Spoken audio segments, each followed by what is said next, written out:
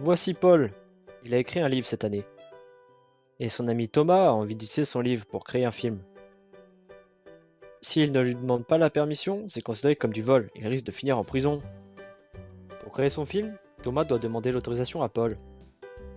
Car le livre de Paul est protégé par des droits. Le droit de la propriété littéraire et artistique. Mais qu'est-ce que c'est? Pour pouvoir être protégé par ces droits, il faut que ton œuvre soit originale et qu'elle soit sur un support matériel. Un CD, un livre ou sur du papier si tu dessines. Grâce à ça, tu n'as rien besoin de faire ou de déposer. Tout se fait automatiquement. Dans ces droits, tu peux avoir un droit d'auteur. C'est Paul qui décide où, comment, quand et par qui son œuvre peut être utilisée. Il négocie cette utilisation moyennant finance. Il perçoit donc des droits d'auteur. C'est comme ça qu'il pourra vivre de son travail plus tard. Prenons l'exemple de J.K. Rowling. C'est l'écrivaine de Harry Potter. Elle possède donc des droits d'auteur, car elle est l'auteur de son œuvre. Son droit d'auteur se divise en deux branches, les droits moraux et les droits patrimoniaux. Elle possède donc ces deux droits-là. Par exemple, ici un producteur la contacte pour créer un film sur Harry Potter. Ses droits moraux, elle ne peut pas lui donner. Le droit moral, c'est ce qui protège l'auteur et son œuvre. C'est l'auteur qui décide de tout, si son œuvre est publique ou non, et qui a le droit de l'utiliser. L'auteur peut choisir de rester anonyme ou d'utiliser un surnom.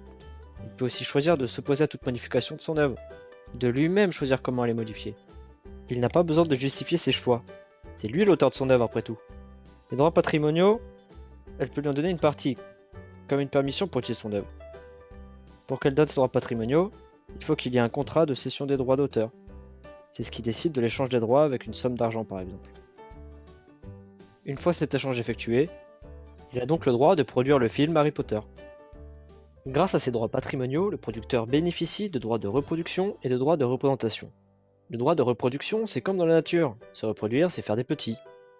Dans notre cas, l'œuvre est recopiée, reproduite sur différents supports. Mais pas piratée, c'est interdit de pirater.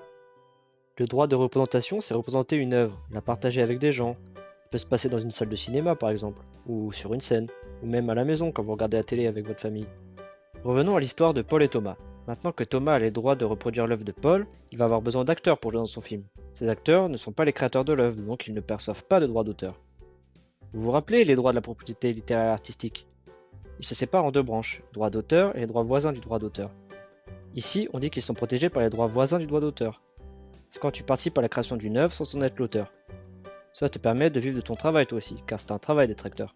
En résumé, les droits de la propriété littéraire et artistique, c'est ce qui permet aux artistes de protéger leurs œuvres.